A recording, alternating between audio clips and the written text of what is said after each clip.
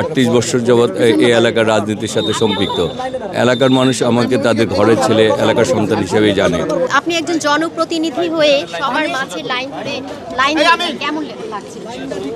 আসলে এটা লাগে না, কারণ সবার যে অধিকার আমারও তো সেই একই অধিকার, তাই না? আমি দায়িত্ব নিতে চাই, তাহলে অন্যরা যে অধিকারটুকু ভোগ করবে আমিও তো মনে করি সেটাও আমারও পালন করা উচিত। আপনি কত ভাগ আশাবাদী? আমি তো আসলে এই এলাকার সন্তান, প্রায় 54 বছর যাবৎ এই এলাকায় বেড়ে উঠেছি। 38 বছর যাবৎ এই এলাকার রাজনীতির সাথে সম্পৃক্ত।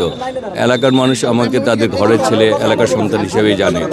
এবং ধানের শীষ দেশনেত্রী বেগম খালেদা জিয়ার জনপ্রিয়তা, তারেক রহমানের জনপ্রিয়তা, সেই জোয়ারে এখানেও ছোঁয়া লেগেছে আর কি। ইনশাল্লাহ আমি আশাবাদী।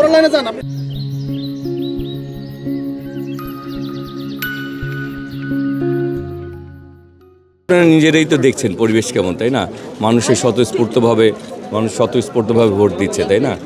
এই সবাই এখানে এসেছে তাদের ভোট প্রদান, কারণ অনেক রক্তের বিনিময়ে, ত্যাগের বিনিময়টাই তো ভোটাধিকার। মানুষ মনে করছে যে তার ভোটের মাধ্যমে তার প্রতিনিধি নির্বাচিত হবে, সেখানে স্বতঃস্ফূর্ততা রয়েছে, সবাই আসছে ভোট দেওয়ার জন্য। আসলেই তো অনেক অনেক ত্যাগের বিনিময়ে অর্জন এই, তাই না? আমরা একটা গণতান্ত্রিক বাংলাদেশ চাই, ভোটাধিকার বাংলাদেশ চাই, আমরা একটা সম অধিকারের বাংলাদেশ চাই, তাই না? যেখানে মানুষ নিরাপদ থাকবে, যেখানে সম্প্রীতি থাকবে, মানবিক একটি বাংলাদেশ থাকবে।